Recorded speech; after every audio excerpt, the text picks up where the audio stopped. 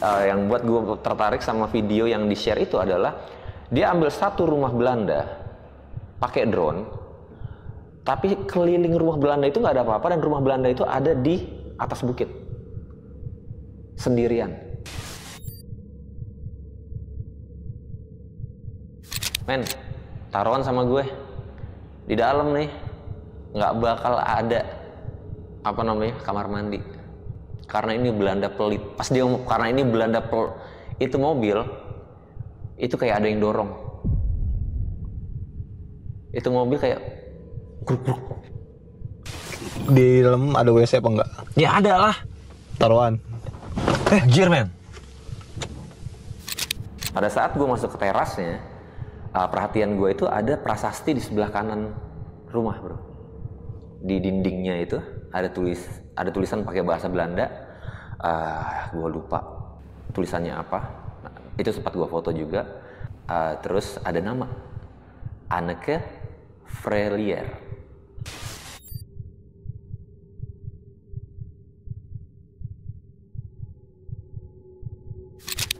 Keluar suara anak kecil memakai bahasa Belanda. Gue nggak tahu ini siapa ya, tapi gue selalu bertanya, ada Anneke Frelier nggak? Si anak kecil yang tadinya ngomongnya bagus, ramah sama kita itu dia teriak. Zekom RSR, apalah dia ngomong kayak gitu. Yang setelah gue cari artinya, ternyata dia bilang, lari. Perempuan itu datang. Oke, siapa yang bisa bahasa Indonesia yuk ngobrol sama kita. Kita mau tahu tentang tempat ini. HP lo? Enggak. Oh, Spirit. Oh. Spirit bawa apa teman? Merinding gue. Gila, merinding. Ini lagu-lagu anak-anak ini men, anak-anak Belanda. Emang iya? Kok serem sih? Halo. Iya deh, serem deh tempatnya. Hah? Kenapa?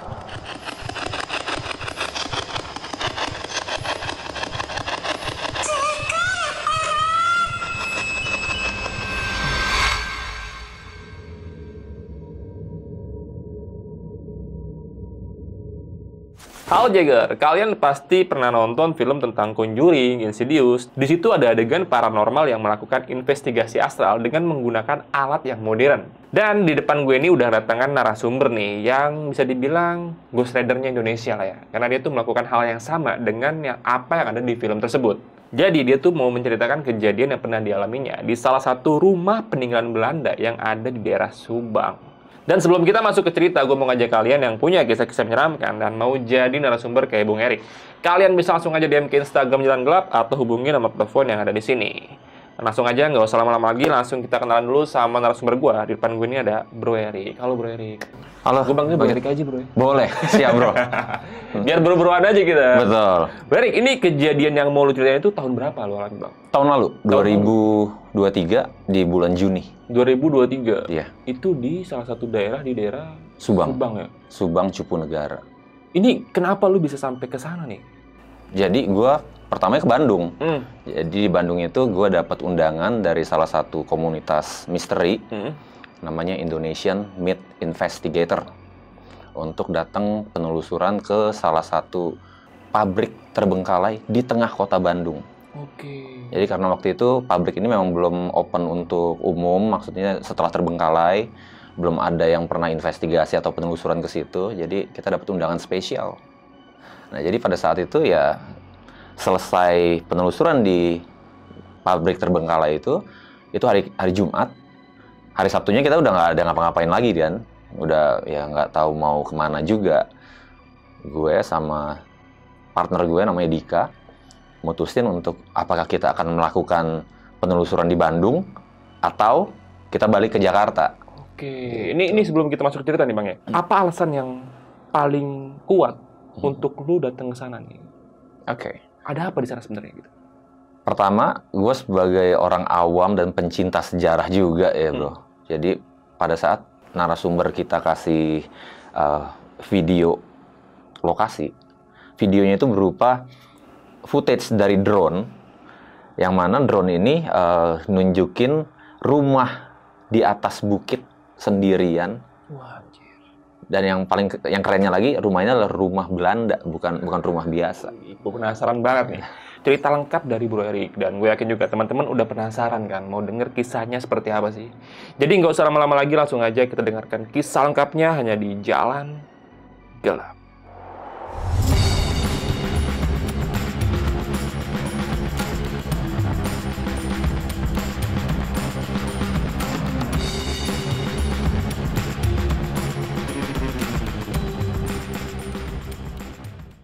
Dalam cerita ini nanti akan melibatkan 2 orang, gue sama partner gue namanya Dika, bro. Pertama, untuk disclaimer dulu, gue sama Dika ini adalah pemburu hantu. Oke, tapi metode yang kita pakai itu nggak ada mistis-mistisan, nggak ada klinik-klinikan. Metode yang kita pakai pure, mutlak teknologi. Gitu. Jadi, alat-alat yang kita punya, itu juga alat-alat yang sama yang digunakan oleh ghost hunter di luar negeri. Jadi metode ini udah lama banget dari zamannya Ed Warren yang di Conjuring tuh sama istrinya. Dia aja udah pakai gitu loh. Jadi ini udah lebih dari 20-30 tahunan. Sedangkan di Indonesia mungkin ya baru berapa tahun terakhir baru mereka mempertimbangkan melakukan penelusuran menggunakan teknologi. Gue sebagai device operator, alat-alat yang gue punya ini macam-macam, dari ghost detector, kita punya berbagai jenis.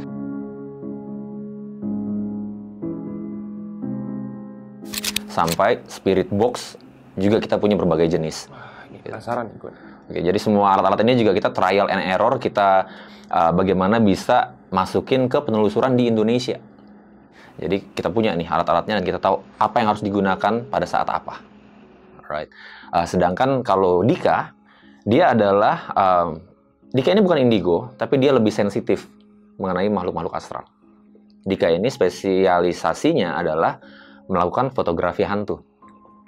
Jadi kalau penampakan-penampakan yang bisa tertangkap kamera, itu bisa dibuktikan lewat jepretan-jepretan si Dika. Berangkat dari situ, kita berdua sebagai ghost hunter, kita diundang di bulan Juni tahun 2023 oleh salah satu komunitas misteri, namanya Indonesian Myth Investigator. Kita diundang untuk melakukan penelusuran di salah satu pabrik terbengkalai di kota Bandung. Pabrik ini ada di tengah-tengah kota Bandung. Karena belum ada yang boleh eksplor ke sana, jadi kita dapat undangan khusus nih, sebagai yang pertama kali. Singkat cerita, penelusuran itu kita adakan hari Jumat malam. Jadi kita ke Bandung, Jumat malam, penelusuran selesai, hari Sabtu kita nggak ada kerjaan lagi. Di situ gue bilang ke Dika, ini Bandung. Kita mau lakukan penelusuran di Bandung, tanya teman-teman narasumber, atau kita balik ke Jakarta, Bogor dan sekitarnya banyak, ya kan? Terus Dika tunjukin salah satu DM dari IG-nya dia, satu lokasi yang direkomendasiin, yang buat gue tertarik sama lokasi ini. Pertama, gue pencinta sejarah, bro. Gue suka banget kalau udah ngomongin rumah-rumah Belanda, pabrik Belanda, Freemason, Illuminati, gue seneng tuh ngomongin yang kayak gitu. Jadi yang buat gue tertarik sama video yang di-share itu adalah dia ambil satu rumah Belanda pakai drone, tapi keliling rumah Belanda itu nggak ada apa-apa dan rumah Belanda itu ada di atas bukit sendirian. Rumahnya megah, besar, luas banget. Wah, gue langsung lihat dari semua rumah-rumah ya, gue bilang ini keren banget. Kalau kita bisa ambil itu, kita berangkat. Kata Dika, lokasinya di Subang, men. Waduh. Nah, oke lah. Ini kita lagi ngobrol nih hari Sabtu jam 11 siang sambil ngopi itu. Masih banyak waktu kan untuk kita kalau misalnya harus ke Subang pun ya paling berapa jam udah sampai gitu. Gue bilang ke Dika, kasih nomor gue, suruh dia telepon, kita janjian setupnya kayak gimana. Oke, itu jam 11, sekitar jam 11.40, gue ditelepon, Kang, ini saya Kang. Desa saya itu sekitar 20 menit sama lokasi. Kalau Kang Erik mau, nih sekarang nih saya urus perizinannya. Oh ya udah, cakep. Gas tuh ya. Cakep. Saya bilang ya udah, oke. Kita ke sana. Terus gimana? Kita ketemunya di mana? Gue bilang gitu. Si narasumber bilang, Kang Erik kalau ke desa saya dulu, nanti lama. Mendingan langsung aja ke lokasi. Kita ketemu di sana. Oh, oke. Sherlock. Dia Sherlock. Ternyata Sherlockannya itu Cupu Negara. Oke. Jadi kalau teman-teman cek rumah Belanda Cupu Negara di Google, that's it. Itu dia. Nah, jadi Cupu Negara ternyata nggak sejauh kalau kita dari Bandung ke Subang. Dari Subang pun masih sekitar 40-50 menitan lagi ke desa Cupu Negaranya itu, ke Bukit Cupu Negara.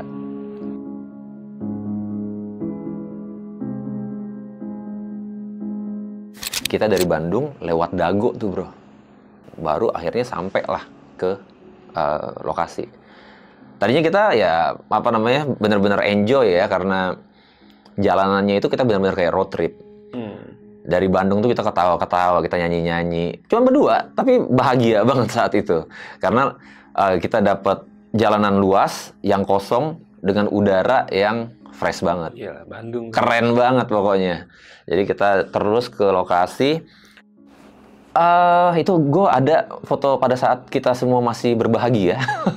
Ada footage aslinya. Aslinya ada tuh? Ada. Okay. Nanti gue tunjukin. Boleh. Sampai ya gue mengagumi alam lah bro. Kita harus ngelewatin gedung bukit ini nih, Dik. Nanti malam kita ada di tengah-tengah kabut atas sana tuh. Gitu. Keren banget. Itu masih seneng karena jalanannya masih luas. Seiring perjalanan, lama-lama jalannya tambah jelek. Batu-batu. Kok jadi gini?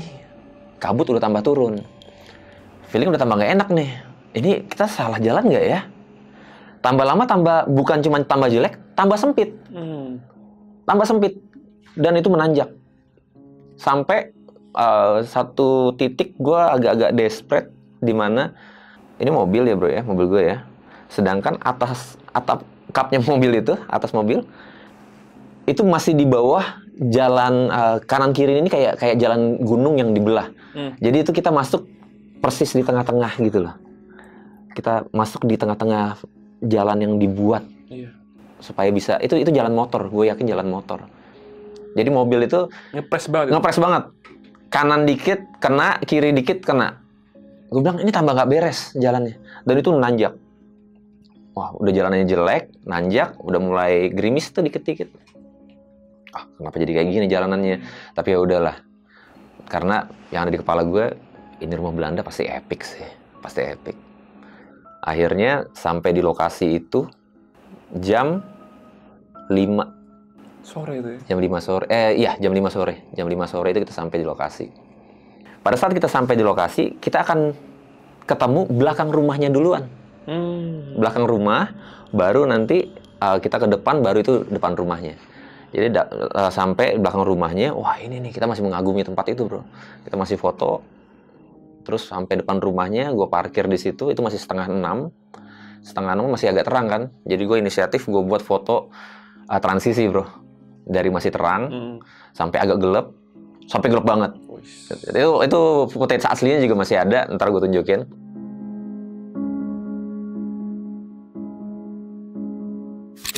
Satu alasan kenapa kita nggak langsung masuk pada saat itu, karena gue lagi nungguin si narasumber ini bro. Jadi rumah nih ya, itu dia.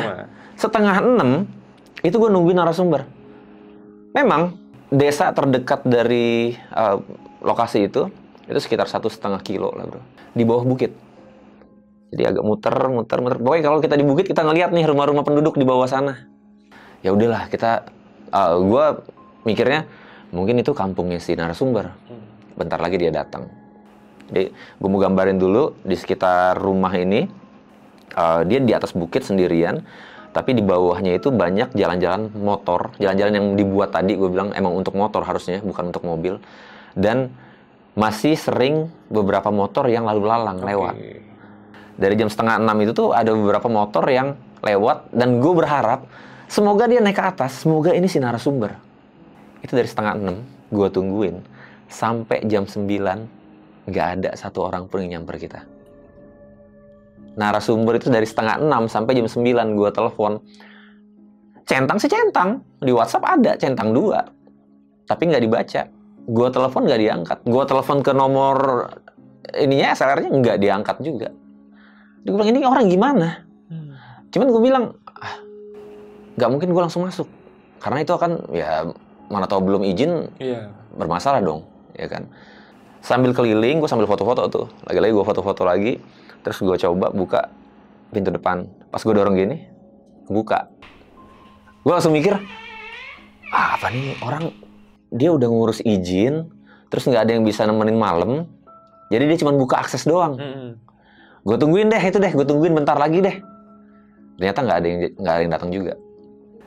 Ya ini mungkin salah gue juga, tapi menurut gue karena kita udah nunggu selama itu, dan kita nggak tahu apa yang terjadi sama si narasumber ini, pintu terbuka, ya udah deh gue bilang ke Dika, kita mulai aja. Kalau di tengah jalan nanti ada orang yang datang, ya udah kita cut, kita keluar lagi. Ya udah, ayolah. Kita mulai dari mana? Dari sini. Gue bilang nggak usah, kita mulai dari belakang aja. Dari belakang, jadi kita dari akses pada saat kita baru nyampe, kan disuguhi sama belakang rumah dulu kan. Nah, jadi ya udah ya. Gue bilang kita mulai dari situ. Parkir mobil di belakang, kita turun.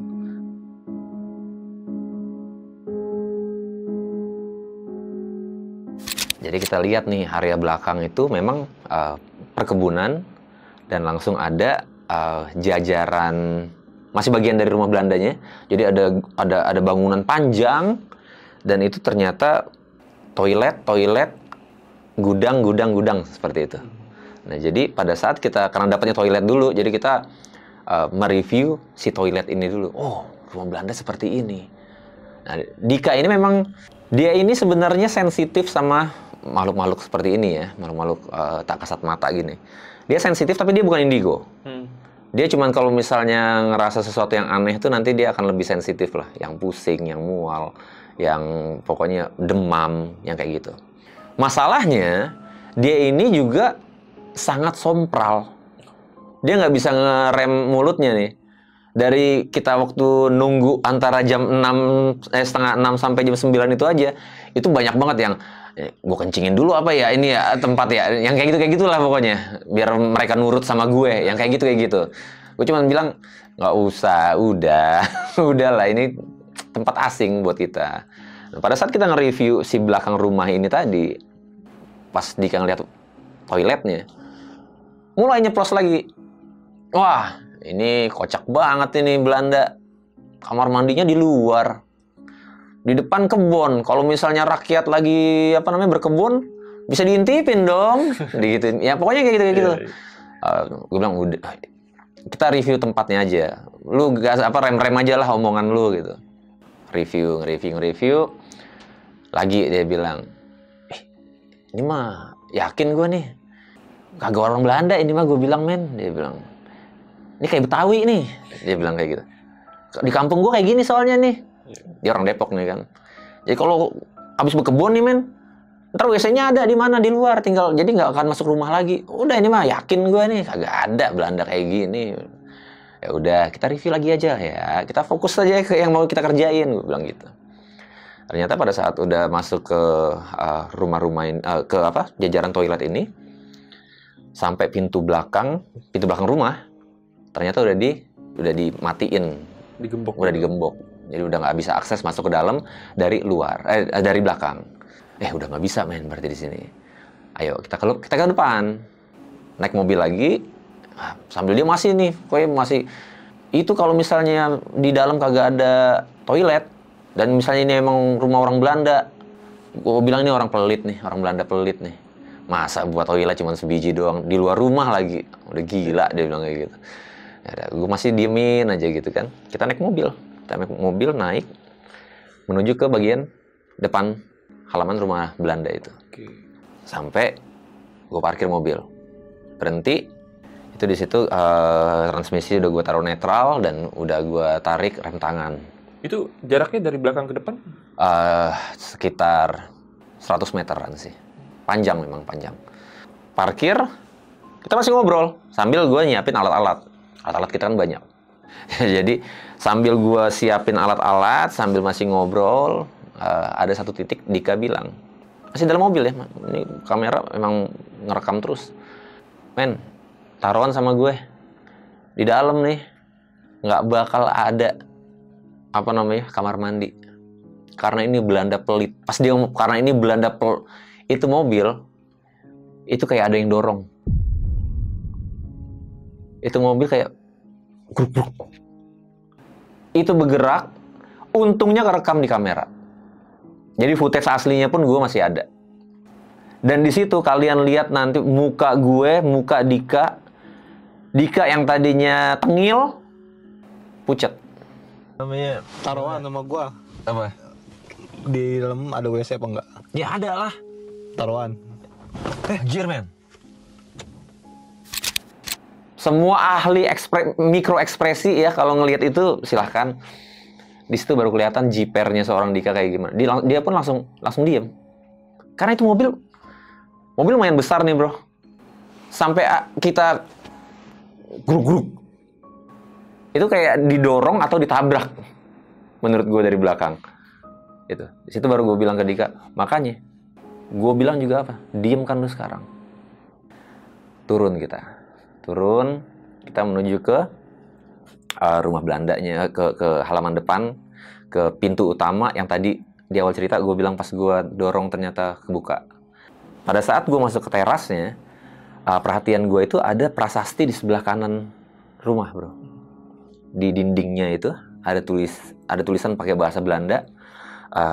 Gue lupa tulisannya apa. Nah, itu sempat gue foto juga. Terus ada nama Anneke Frelier. Terus ada tanggal 15/6/30. Jadi gue langsung ambil asumsi 15 Juni tahun 1930. Gila. Sebelum Indonesia merdeka tuh. Iya. Ya kan? Lagi gue berangkat ke sana itu bener-bener tanpa pengetahuan dasar tentang rumah ini. Cuman mutlak karena gue tertarik banget sama footage drone yang di-share sama si narasumber. Jadi seharian itu pun gue nggak cari tahu tentang apa yang terjadi sama rumah ini kenapa. Anneke Frelier aja baru gue baca di tempat itu. Gue masuk ke rumah ini. Jadi rumahnya itu kalau mau digambarin, rumah ini kayak dia satu rumah ya bro. Tapi setengah bagian depan ini itu sama banget dekorasi dan susunan ruangnya sama setengah bagian belakang. Oke. Jadi kalau misalnya di tengah itu ada ada pembakaran api unggun, apa namanya? Ruang tamu gitu loh kalau zaman Belanda untuk menghangat gitu betul. Ya? Nah, itu di sisi depan ada, di belakangnya pun ada. Jadi dia rumah itu gue bilang sih rumah setengah. Kayak yang di bagian depan ini ada kamar di bagian depan, kamar di bagian tengah. Di sebelah kirinya ada kamar bagian depan dan kamar bagian tengah. Kamar bagian tengah ini menyambungkan ke kamar belakang sebelah kanan dan kamar belakang sebelah kiri maksud gue. Nah itu sama. Sejajar, semua sejajar. Bedanya kalau yang di bagian belakang ada lorong khusus yang menuju ke toilet. Yang di luar. Ya. Kalau kita mau explore, kita mau investigasi, gue pikir ya udahlah kita yang counter clockwise aja lah. Dari kanan nyisir, baru nanti ketemu lagi di titik akhir, gitu kan. Kayak yang gue bilang di awal, kita investigasinya itu menggunakan alat. Satu hal yang pasti kita pakai dulu itu adalah ghost detector. Ghost detector ini banyak banget jenisnya, bro. Kalau misalnya orang Indonesia sekarang, mungkin familiarnya sama K2, K2 meter, EMF tester, gitu. Electromagnetic field tester. Jadi alat ini adalah 1000 umatnya ghost hunter. Jadi lu belum ghost hunter kalau lu belum punya alat yang paling jadul ini. Jadi gue punya dari yang paling jadul sampai yang paling modern. Yang paling modern itu tri-field meter. Tri-field meter ini sensornya lebih kuat dan lebih banyak. Sekali lagi nih kalau misalnya disclaimer dulu, kalau misalnya lu tanya ke paranormal manapun, makhluk halus itu, entitas ini bentuknya itu energi. Nah jadi kita punya alat yang bisa menangkap gelombang atau medan energi apapun. Dari elektrik kita punya, dari magnetik kita punya, dari frekuensi kita punya. Gitu. Jadi alat-alat ini nih, pertama dalam bentuk ghost detector ini tadi ya. Jadi yang gue pakai, menurut gue ngapain gue pakai K2 meter? Karena itu udah jadul. Gue punya yang lebih canggih nih. Pakai yang canggih dong. Kita hidupin. Yang aneh memang di dalam rumah itu, biasanya tuh kalau ghost detector bro, misalnya taruhlah indikatornya 0. Itu kita tuh harus keliling. Lo harus keliling sampai nanti ada jarumnya itu menunjukkan interaksi, dia akan naik. Semakin kencang, berarti disinyalir tempat itu memiliki medan elektromagnetik yang kencang. Di situ yang bisa kita pikir pasti ada makhluk halusnya di situ. Oke. Jadi pada saat kita pakai alat ini, biasanya kan kita harus keliling untuk cari medan sumber energinya itu. Pada saat gue hidupin si tri-field meter yang menurut gue paling canggih ini, itu langsung setengah, bro. Jadi dimulai bukan dari 0, dimulai dari setengah. Sampai gue bilang, gue penelusuran di beberapa puluh tempat belum pernah ada yang kayak gini nih. Kita mulai dari setengah. Kayak entitasnya ini ada di mana-mana. Kalau misalnya cuma mulai dari 0, di sini 0 berarti nggak ada dong. Tapi ke sini, ini, berarti dia ada di sebelah sini. Di rumah itu enggak, bro. Lu hidupin, dia langsung setengah. Akhirnya gue keliling. Ada tempat yang justru dia hilang. Bukannya naik, tapi justru hilang. Kalau hilang tuh ya. Kan kebalik. Ghost detector harusnya dari nggak ada ke ada. Kalau dia nggak dari ada, malah ke nggak ada. Nah, jadi ya udah. Gue pikir kita balik. Pada saat spike-nya itu turun, berarti kita nggak bagus untuk interaksi di situ. Sedangkan bisa dibilang 75% dalam rumah itu semua spike-nya di tengah. Jadi ini pasti kacau nih gue bilang nih. Tapi lagi asik-asik kita mendeteksi, karena kan seluruh ruangan kita jalanin. Tiba-tiba ada suara rantai. Lo tau, rantai kalau misalnya dibuka, rantai yang gembok gitu ya. Kalau dibuka terus ditarik. Iya. Itu kan? Itu jelas banget. Jadi ada satu titik pada saat gue, di situ ada colokan listrik. Gue mau bilang, energi elektromagnetik sama elektrik ini beda nih. Gue mau nunjukin kalau gue cek elektrik, itu harus di ghost meternya juga harus ke elektrik. Sebelum gue coba ke elektrik, maksud gue kalau misalnya di elektrik ternyata ada, itu biasanya elektromagnetiknya nggak ada. Tapi sebelum gue sempat untuk melakukan itu, suara rantai. Kayak ditarik. Ini listrik ada nggak? Ada listriknya nggak sih di sini? Men, apaan tuh? Dengarkan loh. Stres juga ada di situ. Kayak ada yang buka rantai pintu samping. Terus gue langsung diem ya, langsung nggak bergerak sama sekali. Karena diiringi sama ada suara langkah kaki di depan. Bukan di dalam rumah ya, tapi di depan nih. Di samping rumah itu. Kedengeran suara langkah orang. Nah, itu gue sempat nggak fokus. Gue mikir gini. Dia nih si narasumber datang. Lumayan keki juga, gondok juga kayak. Gue udah setengah jalan, dia baru datang. Gue harus cut ini, gue harus keluar lagi, gue harus ngobrol lagi. Aduh, gue bilang ke Dika, matiin center. Kalau emang orang nyari kita, paling kan dia buka pintu dong, manggil dong. Matiin center. Diem. Gue dengerin, langkah kaki itu pelan-pelan hilang. Sampai nggak ada sama sekali.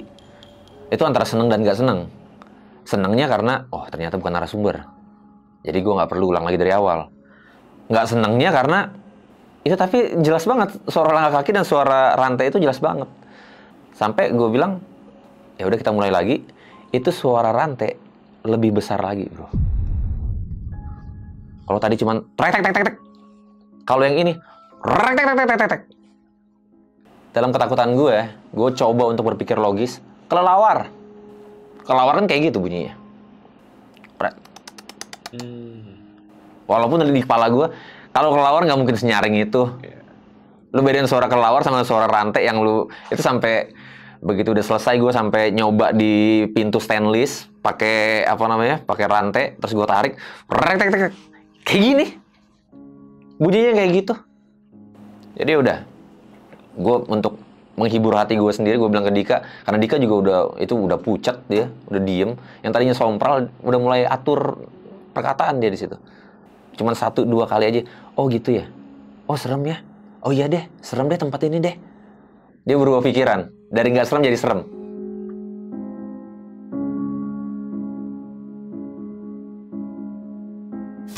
Habis suara rantai, ya udah, gue keluar lagi, terus gue pakai salah satu alat kita namanya SLS kamera. SLS kamera ini, SLS itu Structured Light Sensor. Jadi alat ini adalah misalnya orang yang ketangkep sama kamera ini, orang itu akan berbentuk seperti stickman warna hijau.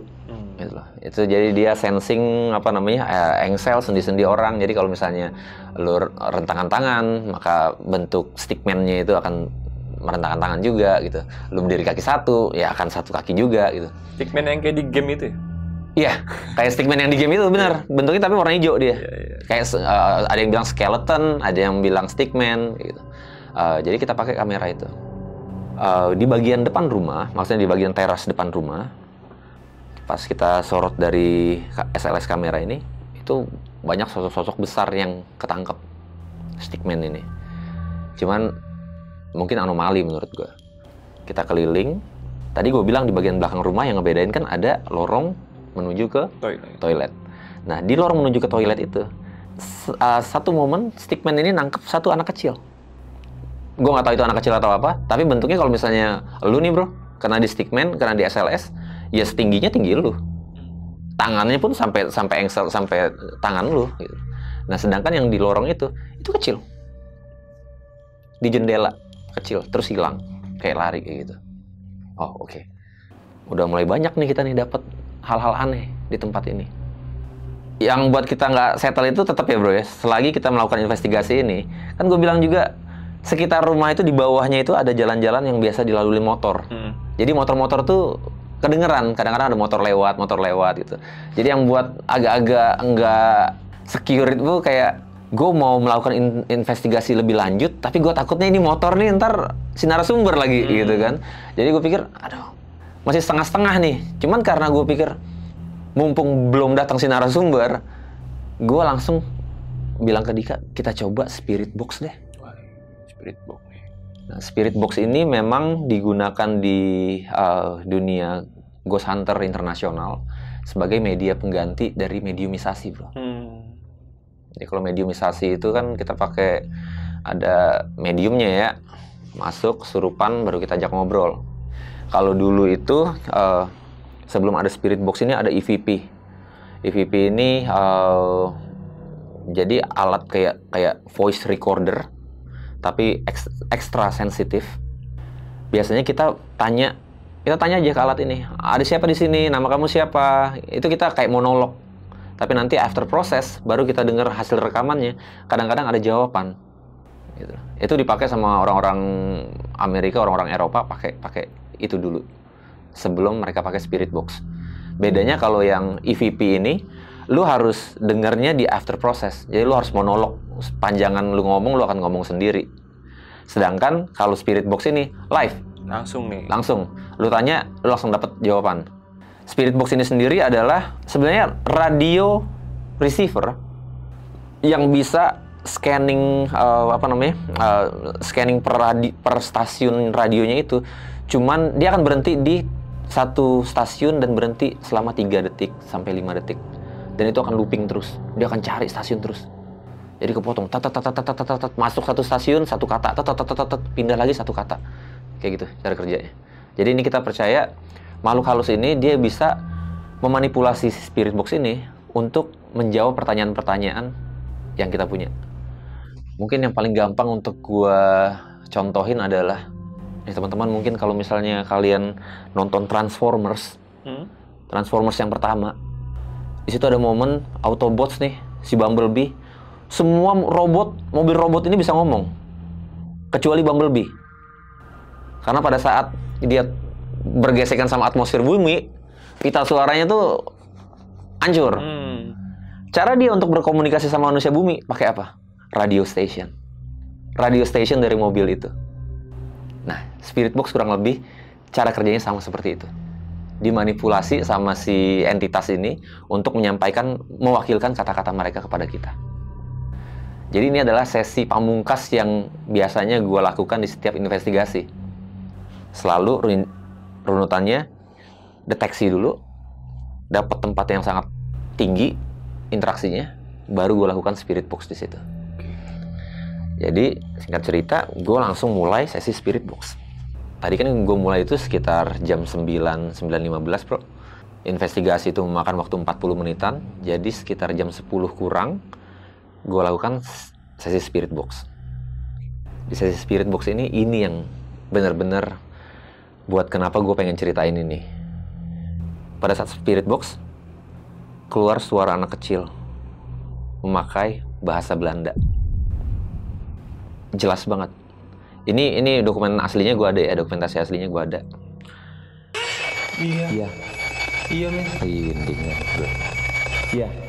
Adek, kamu siapa?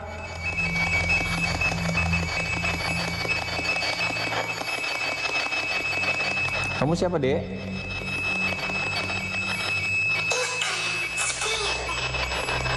Apa?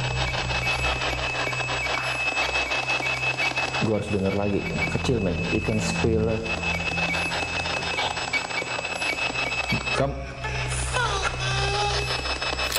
Dari cara dia berbicara, lu tahu dia ada di sekitaran umur 6, 7, 8, nggak mungkin 10 tahun.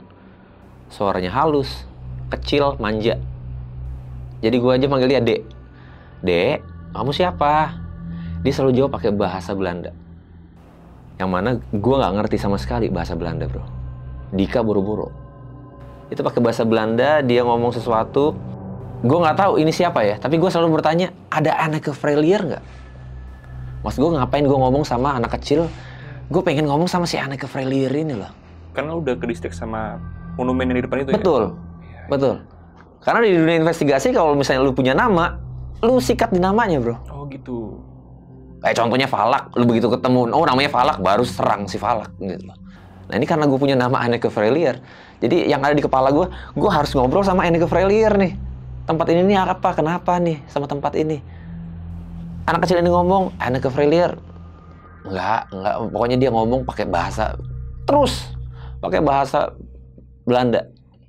Agak desperate juga gue di situ. Terus gue mau ngapain dong? Tapi gue tetap paksa, Anneke Freilier. Akhirnya setelah dia nggak berinteraksi lagi, bro, si anak kecil ini, tiba-tiba dari spirit box itu keluar suara musik-musik lelebay gitu, bro. Lu tau nggak musik-musik yang mainan anak-anak jadul yang kalau diputer krek baru musik box gitu loh, baru teng teng teng teng teng teng teng teng yang kayak gitu. Itu lu bayangin di tengah-tengah rumah Belanda ada bunyi kayak gitu. Gue cuma bilang, gue langsung ngomong ke Dika, woi, ringtone lu? Enggak ada sinyal juga di sini. Kata si Dika, enggak. Baru gue sadar, spirit box. Aduh, gue bilang, merinding banget di situ, merinding mampus deh gue di situ. Berhenti musik itu, si anak kecil yang tadinya ngomongnya bagus, ramah sama kita itu dia teriak, Zekom RSR, apalah dia mau ngomong kayak gitu. Yang setelah gue cari artinya, ternyata dia bilang, lari, perempuan itu datang. Gila. Dia ngomong panik. Tapi karena gue nggak ngerti dia ngomong apa, gue cuma bilang ke Dika, kenapa dia jadi panik? Di situ Dika udah mulai gak enak. Men, gue mual, men. Nggak lama, ada suara nggak tahu nenek-nenek atau ibu-ibu itu marah-marah. Kedengaran di spirit box. Pakai bahasa Belanda. Dia pakai Belanda. Yang gue inget dia cuma bilang mein huis yang setelah gue cek bahasa Indonesianya artinya rumahku, rumah saya. Mein huis, MIJNHUIS tulisannya. Itu diulang-ulang, mein huis. Sambil dia marah-marah. Di marah-marahnya dia, gue nggak tahu bahasa Belandanya darah apaan, mungkin bleed, mungkin blood. Gue langsung karena kedengaran gue kayak blood, dia ulang berkali-kali, blood kayak gitu. Itu diulang. Langsung yang logika gue, bahasa Inggrisnya blood itu kan di situ Dika bilang, gue nggak kuat, men, gue nggak kuat. Udah, tolong, gue nggak kuat ini. Gue bilang, tahan. Karena apa? Yang kayak gini nih menurut gue momentum. Ini nggak bisa diulang. Lu selesai, belum tentu lu dapat lagi. Nggak bisa tuh diulang lagi. Bisa diulang lagi nggak yang tadi? Nggak akan dapat, bro. Dan dari puluhan investigasi yang udah pernah gue jalanin, Itu nggak setiap kali investigasi dapet. Perbandingan itu bisa 8-1, bro. Dan kalau yang 7 kali nggak dapat apa-apa, 1 kali dapat. Yang 7 kali nggak dapat apa-apa ini, ya ini jadi jalan-jalan explore rumah-rumah kosong doang. Nah jadi pada saat dapat, gue nggak akan ngelepasin ini, bro. Jackpot nih. Jackpot. Gue langsung bilang, tahan dik, apapun yang terjadi lu tahan. Dia muntah depan gue. Kamera ada. Dokumentasi ada. Dia muntah. Diiring rata-rata blood. Dia muntah darah. Anjir. Kamera dia ada nih. Gue pakein dia GoPro di dada, gue taruh. Gue ambil footage dari sudut pandang dia, apa nggak jijik? Halo, siapa di sini? Pusing nih gue. Tunggu tahan. Hah? Min, deh. Siapa ini? Tunggu, men. Sang. Blood. Anjir, Dika muntah lagi. Men. Tenang. Ayo, kita nggak kemana-mana, kita nggak ngapain ya. Kita nggak ngapain. Kita cuma mau tahu tentang tempat ini. Anjir. Blood. Dia bilang blood kayaknya, men. Udah. Men. Ah, gila lu. Udah. Udah, dik, keluar dari sini. Udah. Udah tinggalin. Shit. Men, lu kenapa, men? Itu darah. Muka lu udah berdarah, bro. Sini, men. Keluar sini. Itu darah yang belepotan lantai. Gue ngeliat dia kayak gitu, gue udah nggak peduli sama spirit box, bro. Ini si nenek ini tetap teriak nggak jelas pakai bahasa Belanda. Gue nggak ngerti dia ngomong apa. Gue bilang keluar, men. Lari. Gue bukain pintu. Kesini. Gue seret sambil dia megang-megang mulutnya. Itu darah udah di mana-mana. Keluar dari tempat ini, keluar. Nggak beres ini. Di saat kita mau keluar itu udah jam 10 lewat, bro. Berarti itu udah jam 10:10 sampai 10:15 mungkin ya. Dia diakses kita untuk keluar rumah. Itu ada satu momen pada saat gue keluar buka pintu, itu suara rantai. Kalau yang pertama tadi kan awalnya kecil, kretetek. Yang kedua agak besar, yang pas gue keluar ini, itu suaranya Makin kenceng banget. Itu gue yang ada di pikiran gue adalah traktor kali. Suaranya gede banget. Apa kata mau panik loh? Keluar rumah, bro, gue nggak sempat nutup pintu lagi. Gue angkut si Dika, gue masukin, buka pintu tengah mobil, lempar dia ke dalam, tiduran dia di situ, tutup, langsung gue buka tas, cabut. Pas keluar itu udah mulai gerimis. Keluar dari tempat itu, bro. Keluar dari tempat itu, gue turun. Pilihannya ada 2. Kalau lu mau lebih cepat, jalanannya agak ekstrim. Itu yang langsung turun ke bawah. Atau lu mau ambil yang landai tapi agak jauh, Liku-liku gitu ya. Liku-liku. Karena pikiran gue perlu bawa nih anak nih antara ke rumah warga di bawah atau rumah sakit. Gue nggak mau resiko nih sama nih anak nih, ya kan. Jadi gue ambil jalan yang pintas, gue ambil jalan yang ekstrim. Ya untungnya mobil gue bannya lumayan, bisa diajak off-road. Turun ke bawah, bro. Itu jarak pandang gua ke depan 1 meter, bro. Wah, gila. Kabut turun parah banget. Udah nggak kelihatan. Itu gua lampu mobil gua tuh yang pakai LED kan, putih. Kena kabut dan hujan nggak tembus, bro. Jadi gua harus matiin lampu utama, gua harus pakai fog lamp. Baru gua bisa ngelihat 1 meteran. Gua turun ke bawah. Dalam keadaan panik nih. Gua bilang, ketemu dulu nih sama, itu kan ada 1,5 kilo doang perkampungan orang di bawah. Mampir situlah, gue bilang. Minta tolong situ kek. Masa ya nggak ada klinik-klinik kayak apa kek. Gue turun. Gue bilang, udah 20 menit gue jalan, kenapa nggak nyampe-nyampe ini apa namanya perkampungan itu. Deket gitu. Dan Kan lu tuh ngerasain dong bro, kalau lu bawa mobil, apakah lu lagi turun, apakah lu lagi naik. Kenapa yang gue rasain, gue lagi naik. Setelah 20 menit, gue naik, gue turun tuh, terus gue ngerasain gue naik. Jadi, tadi di awal gue sempat cerita nggak sih, kalau jalanannya ini sampai yang paling ekstrim adalah kanan-kiri itu, kayak bukit yang dibelah, cuman untuk satu mobil, atau sebenarnya itu bukan untuk mobil, itu untuk motor. Nah, gue inget banget tempat itu karena pas lewat mobil, buset, lebih tinggi dari mobil gue nih, dindingnya. Nah, jadi pas 20 menit gue turun, gue sampai di tempat itu lagi. Gue gak akan salah karena ini tadi yang gue ceritain ini. Patokannya itulah ya. Ini patokan gue. Nggak beres nih gue bilang. Tapi karena namanya panik, gue terusin aja bro. Gue terusin, sekitar 20 menit lagi, gue dapat tikungan yang kalau ke kiri itu menuju ke belakang toilet rumah Belandanya. Iya.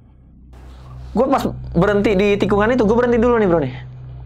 Sebelah kiri, ini ke rumah Belanda nih. Itu setelah 20 tambah 20, berarti gue udah 40 menit jalan bro. Iya. Gue bilang, sebelah kiri rumah Belanda. Gue naik bro, gue ke sebelah kiri, rumah Belanda. Gue udah ngeliat, balik lagi gue ke sini, kampret. Cuman kata orang-orang zaman dulu nih bro, lu kalau nyasar misalnya di hutan kayak gitu, lu kena setan keder misalnya. Gue udah di hutan ini, titik ini, gue kenapa di sini lagi? Jalannya mundur. Katanya kayak gitu. Jadi yang ada di logika gue, bukan logika ya, maksudnya inisiatif gue pada saat itu, gue mundur aja nih mobil. Jadi dari rumah Belanda tuh, belokan kiri itu gue mundur, pas sampai di tikungan, gue pantat mobil gue ke kiri. Supaya gue bisa turun lagi. Lawan arah yang tikungan tadi itu ya. Jadi gue kan lawan arah tuh logikanya kan. Setelah gue mundur, baru gue lawan arah. Baru gue bisa turun. Itu di mobil Dika masih keadaan sakit tuh? Dika, itu dia kadang-kadang tidur, kadang-kadang aduh, men, tolong, panas, gue panas. Ngulang-ngulang kayak gitu. Cuman karena gue fokus ke jalan, bodo amat deh. Bodo amat, ntar aja kalau udah sampai rumah sakit baru. Jadi dia tuh masih tuh nyeracau terus. Sama ada satu momen dia cuma melotot diem karena gue kira dia tidur ya. Gue kira dia tidur karena dia diem nih.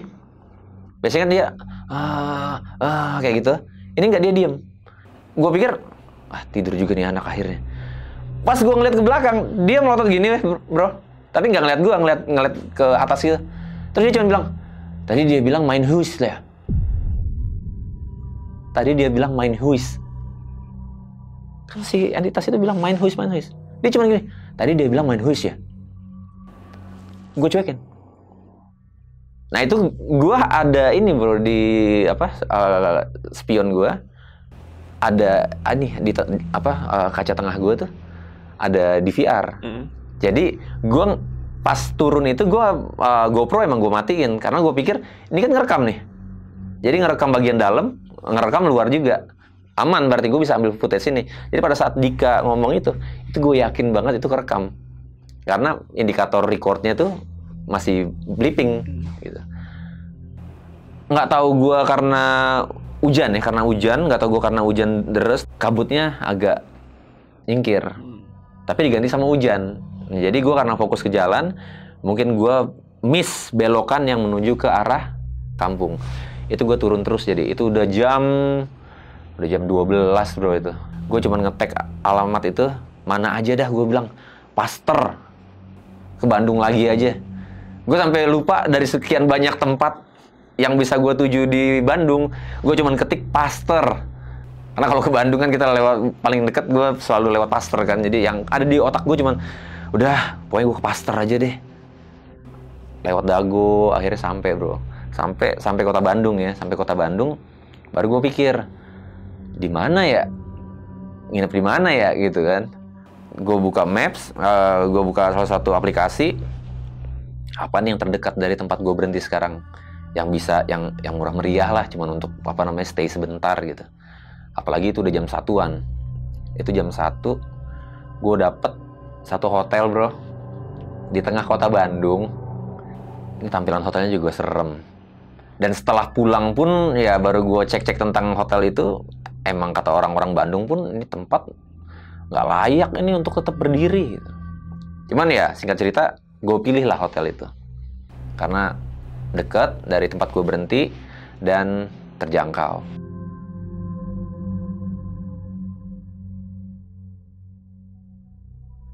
Gue ke hotel itu bro, masuk hotel, parkiran kosong. Parkiran itu nggak ada mobil sama sekali, nggak ada motor sama sekali. Resepsionis, kling, datang. Hotel teh, oh iya, dia kasih 1 kamar nih. Karena gue bawa orang sakit nih pikir gue kan. Gue bilang, teh bisa yang di depan-depan aja nggak? Temen saya sakit soalnya. Daripada gue ngebopong, apalagi dia kan berdarah-darah tuh bro. Jadi gue kan agak-agak jijik juga sebenarnya. Temen-temen jijik mah jijik bro. Iya. Jadi ya udah nih, gue sambil maksud gue daripada gue bopong dia jauh, karena gue lagi ntar yang deket-deket aja deh teh. Oh maaf penuh. Dalam hati gue, parkiran nggak ada siapa-siapa, motor kagak ada, mobil kagak ada, penuh dari mana? Yang kalau nggak yang jangan ya udah jangan di depan deh, tengah-tengah. Nggak ada, penuh Cuma ada yang ini aja di belakang. Ya udah bodo amat lah, gue bilang. Ya udah, gue masuk tuh, gue bopong tuh. Ya udah mulai agak enakan sih emang. Udah nggak apa-apa men. Gue taruh lah jadi masuk ke dalam hotel. Udah lu bersih-bersih dulu tuh, buset gue bilang jijik banget dah. Udah dia bersih-bersih, dia selesai, dia langsung tiduran tuh bro.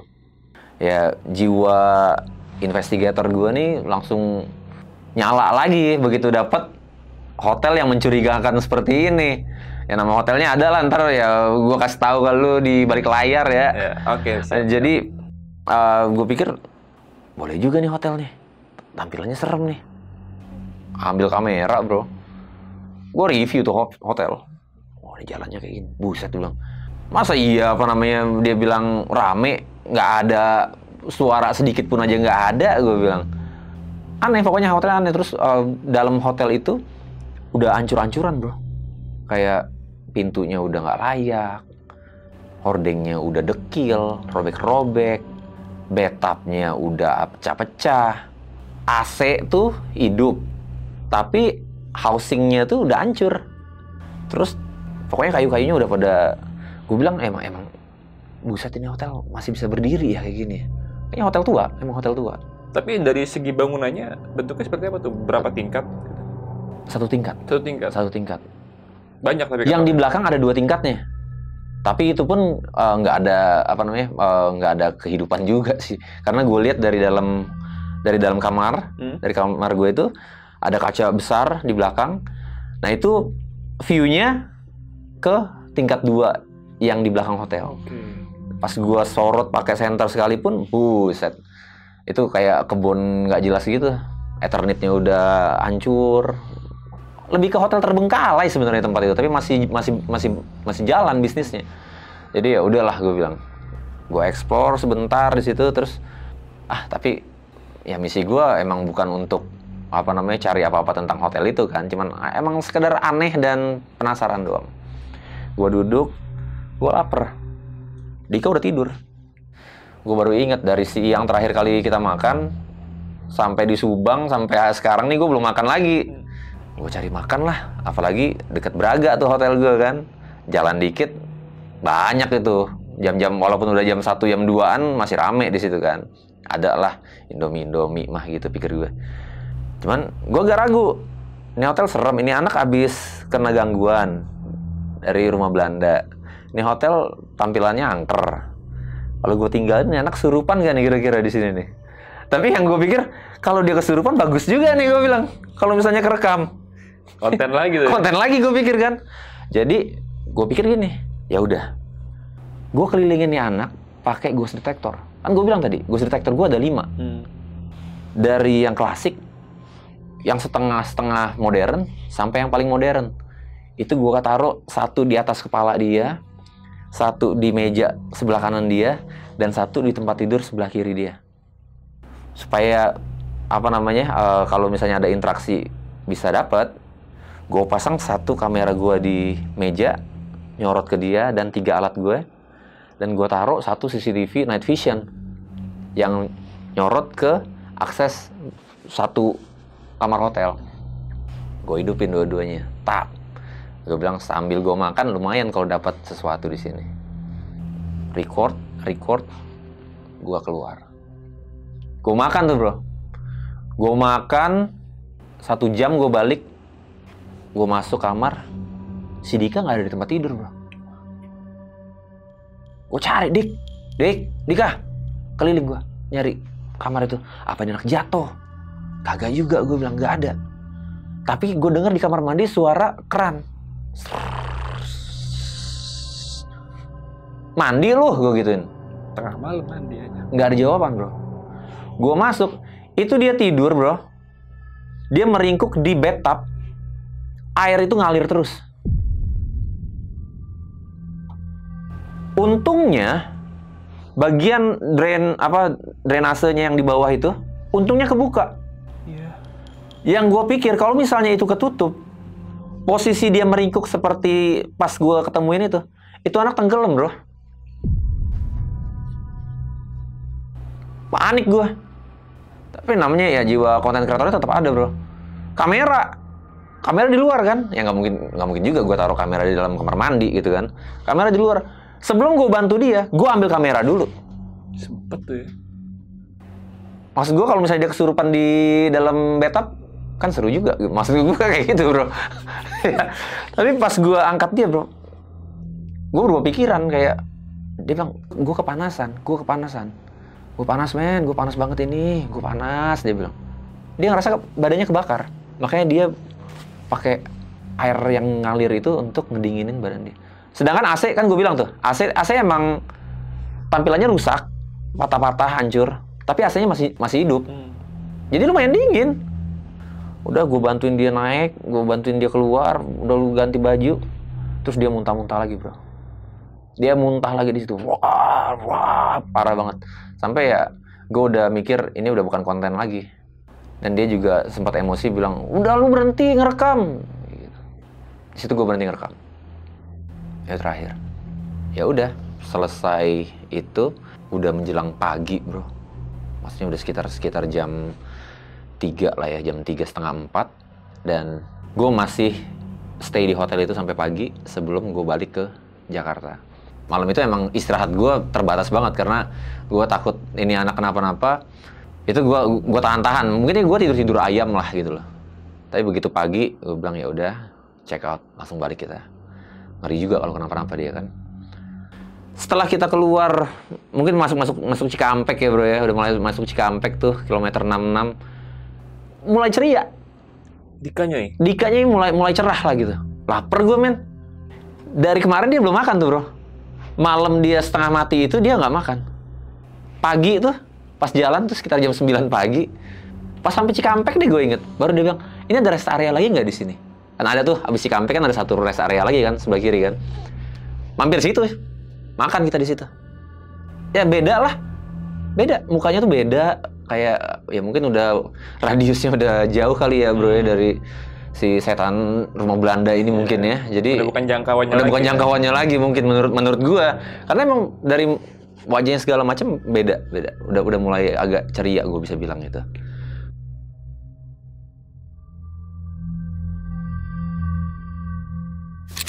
Udah sampai rumah nih bro.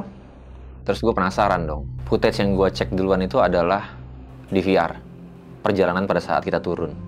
Karena menurut gue itu akan jadi satu scene yang sangat epic. Gimana perjuangan gue, kepanikan gue dalam usaha turun dari rumah Belanda.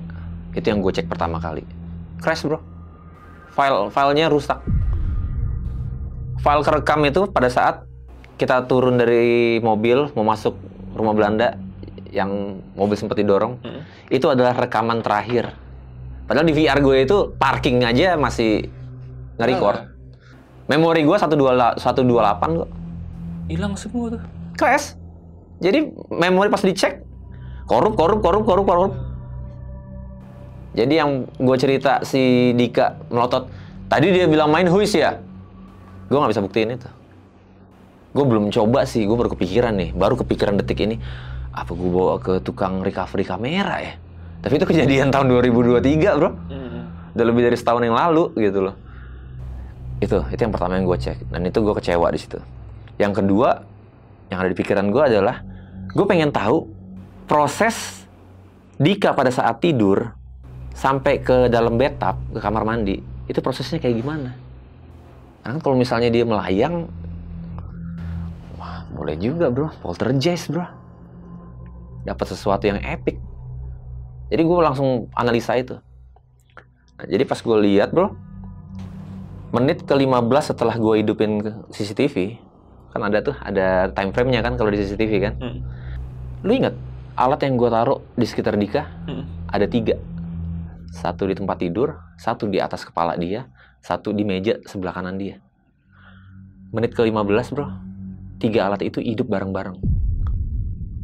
Berisik.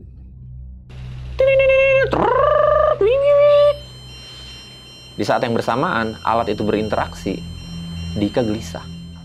Nggak tenang bro, nggak tenang dia, kanan kiri, balik badan. Alat itu berhenti, semuanya netral. Dika baru diem, baru tenang dia di situ. Terus gue cek lagi, 6 menit setelah interaksi pertama, bunyi lagi 3 alat ini bareng. Dika gelisah lagi, balik. Alat berhenti, dia berhenti juga. Dia tidur lagi. Gue sengaja nggak gue cepetin. Gue tungguin. Gue bilang, jadi kadang-kadang kalau di rekaman itu bro, di night vision ada kayak orbs lewat. Biasanya itu pun bisa dijadiin gimmick. Itu pasti roh tuh lagi keliling apa segala macam. Tapi fokus gue nggak ke situ. Gue tetap fokus gimana nih. Jangan-jangan yang bener terbang nih anak nih kamar mandi nih. Kalau dia bisa langsung wah buset, gue bilang. Gempar tuh nih atau ya? Pasti bro. The first one yang langsung dapat tahun 2024 nih, gue yakin. Tahun 2023 tahun lalu kan. 30 menit setelah interaksi kedua, itu tambah parah. 3-3-nya hidup, ghost detector kita, dan Dika itu tambah gelisah, bolak-balik, sampai pada saat indikator mati, dia langsung duduk. Kayak kaget bangun gitu, langsung duduk. Rick, dia nyari gue. Itu gue ada tuh, dokumentasi asli masih ada. Dia nyari gue bilang, di sini nih dia terbang. Enggak. Dia berdiri, dia buka bajunya, panas banget gue, panas banget. Dia masuk ke kamar mandi.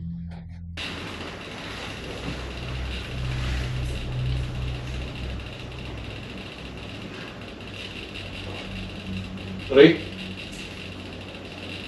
Rick.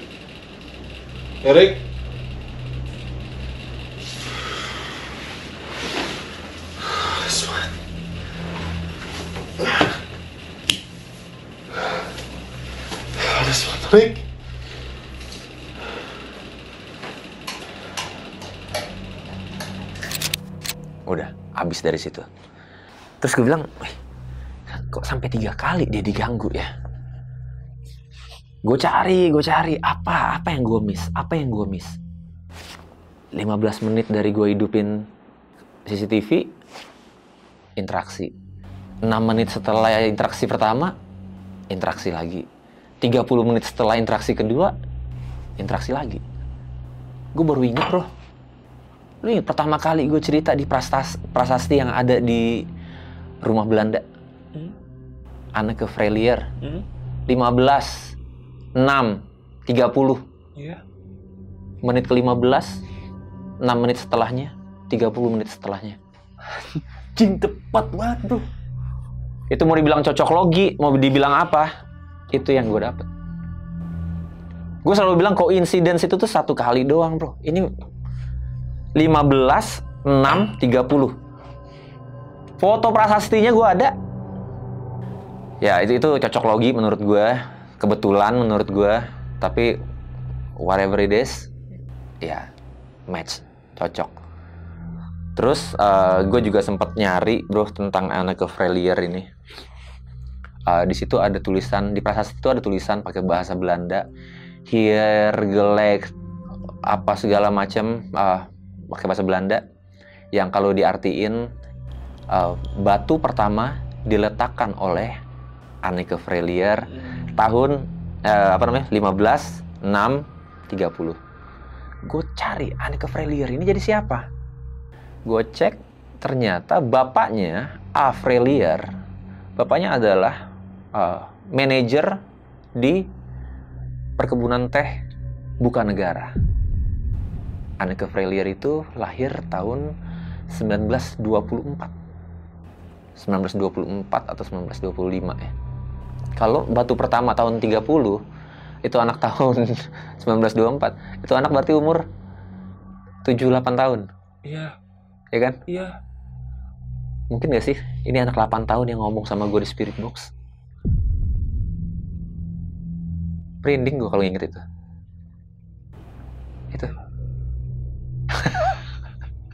Jadi bener-bener gue shock di situ, kayak what? Mungkin gak sih ini Anneke Frelier yang gue selalu tanyain lah? Ada Anneke Frelier nggak? Ada Anneke Frelier nggak? Karena kan di situ gue nggak tahu Anneke Frelier ini umur berapa, bro. Iya. Gue kirain ini pemilik rumah, ibu-ibu umur sekian. Ternyata Anneke Frelier itu adalah anak si pemilik, anak si tuan rumah yang baru umur 7-8 tahun. Itu dia sempat ngomong loh. Dia ngomong Lari. ya. Perempuan ini datang. Lari-lari, kan? perempuan ini datang. Siapa? Nah, perempuan itu siapa gue nggak tahu.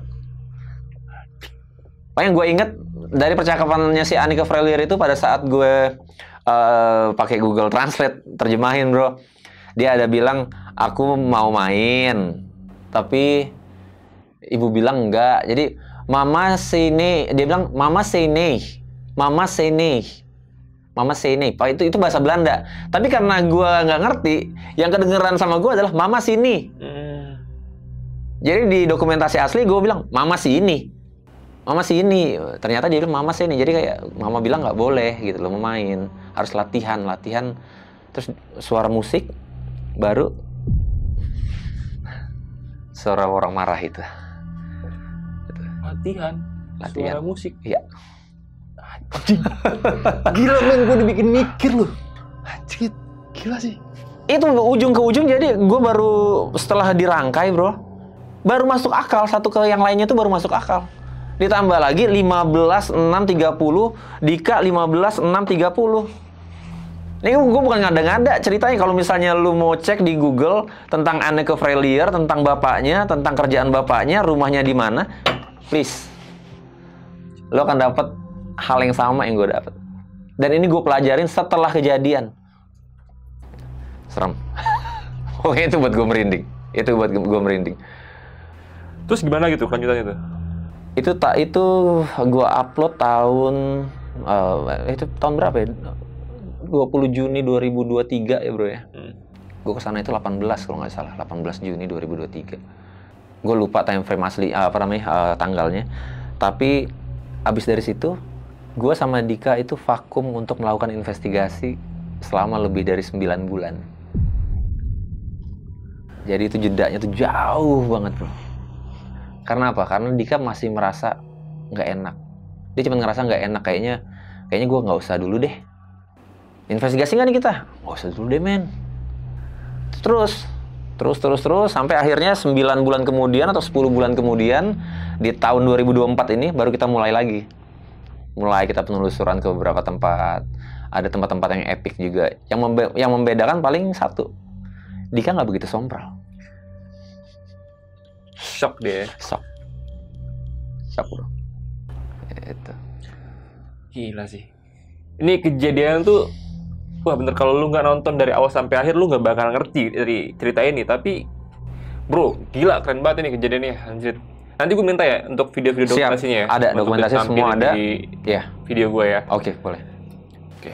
Bro, lu kan sempat mencari tahu tentang kejadian ini nih. Iya. Setelah udah lama ya, maksudnya udah nggak di lokasi lah ya. Iya. Yang lu tahu tentang si Anneke Frelier ini, dia meninggal itu kenapa sih? Itu gue juga cari, bro. Tentang itu gue cari tentang maksud gue apakah ada sangkutannya sama dia bilang saya mau main tapi ibu bilang jangan, terus perempuan itu datang. Yang ada di pikiran gue pada saat itu adalah apakah matinya si Anneke Frelier ini nggak wajar juga. Tapi sayangnya informasi tentang Anneke Vrelier ini terakhir yang ada di Google itu harian Surabaya Belanda, Surabaya Naderstad apa gitu namanya, di tahun 1932. Jadi berita yang gue tahu tentang Anneke Vrelier yang dari surat kabar itu ya cuman sebatas kalau dia adalah anak si manajer perkebunan dan batu pertama yang dibuat prasasti atau rumahnya ya, kayaknya rumahnya, batu pertama rumah itu diletakkan oleh Anneke Vrelier ini. Iya, gitu. Jadi kalau dia kenapa, gue nggak dapat apa-apa. Berita terakhir dia itu tahun 1932, bro. Iya. Nggak ada cerita lagi tentang Anneke Vrelier habis itu. Kalau untuk lokasinya nih, rumah tempat si Anneke Vrelier ini, susah banget nyebutnya. Vrelier. Anneke Vrelier. Ya. Kalau untuk si rumahnya ini masih ada? Masih. Sampai sekarang masih ada? Masih ada. Dalamannya itu seperti apa sih? Kosong kah? Kosong. Kosong. Dalamnya kosong, kayak yang gue bilang tadi, bagian depan sama bagian belakang rumah ini nih kayak copy paste. Gitu. Tapi furnitur itu udah nggak sama sekali tuh? Udah nggak ada, kecuali perapiannya. Oh. Perapiannya tuh masih berdiri.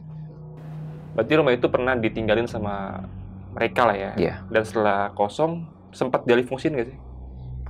Sepertinya itu jadi rumah. Kalau yang gue tahu ya tentang rumah itu ya, jadi kayak kantor perhutanan teh. Itu info yang gue dapat. Terus memang kalau gue inget pada saat kita menuju ke arah lokasi, itu kan pemandangannya bagus ya bro ya. Terus kita dapat beberapa rumah Belanda yang tadinya juga sepertinya itu jadi kantor, kayak posko gitu loh. Tapi berupa rumah Belanda. Jadi kalau lewat situ, wah rumah Belanda terbengkalai. Naik lagi, ada rumah Belanda terbengkalai. Naik lagi, ada rumah Belanda terbengkalai. Sampai di atas rumah Belanda yang epic itu. Sayangnya lu nggak bawa ini ya alatnya ya. Gue sih pengen tahu sebenarnya di sini tuh ada apa. Iya. Ya kan? Bener. Iya. Kalau kita bisa langsung coba nih investigasi di sini juga ya. Sayangnya lu nggak bawa alatnya. Mungkin nanti lah ya.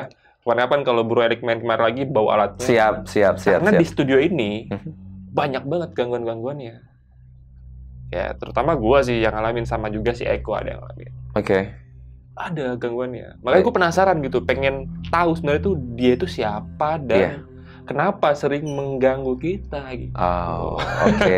Penasaran sih gue. Itu kan kayak gue bilang tadi, dari energi kita bisa cek titik di mana mereka adanya. Itu dari ghost detector. Dari SLS kita bisa cek dari mana titik stickman, green stickman tadi dianya ada di mana gitu. Dari spirit box kita bisa tahu dia siapa dan maunya apa. Ini gila sih. Oke, bro, makasih banyak ya. Sama-sama. Sudah mampir kemari, dan teman-teman lu kalau mau tahu video lengkapnya tentang kejadian yang dialami oleh Bro Erik, nanti lu bisa lihat sendiri aja dah di YouTube-nya Bro Erik nih. Iya. Ya, di Ghost Ranger Indonesia. Ghost Ranger, itu judulnya apa sih itu? Itu rumah Belanda gue taruh. Belanda ya? Iya. Jangan lupa nanti habis dari sini langsung ke sana. Dan terima kasih banyak juga buat Bro Erik ya. Sama-sama. Sehat selalu, salam Belajar. buat Bang Dika ya. Siap, pasti. Jangan lupa nanti ajak kemari juga. Pasti, dia banyak cerita kok. Boleh. Apalagi dia tukang foto hantu. Penasaran juga nih gue nih. Dan makasih banyak juga buat teman-teman yang sudah nonton tayangan ini dari awal sampai akhir. Jangan lupa untuk saksikan terus Jalan Gelap di setiap hari Kamis, Sabtu, dan Senin di jam 9 malam. Karena masih banyak video menarik yang wajib kalian tonton. Dan gue juga mau ngajak kalian yang punya kisah-kisah menyeramkan dan mau jadi narasumber kayak Bro Erik, kalian bisa langsung aja DM ke Instagram Jalan Gelap atau hubungin nomor telepon yang ada di sini. Jangan lupa abis mampir ke sini langsung aja nih nonton video lengkapnya kejadian yang dialami oleh Bro Erik. Ada di Ghost Ranger Indonesia ya? Iya, betul. Betul ya? Betul. Dan akhir kata, gue Jon Arya dan Bro Erik pamit. Assalamualaikum warahmatullahi wabarakatuh.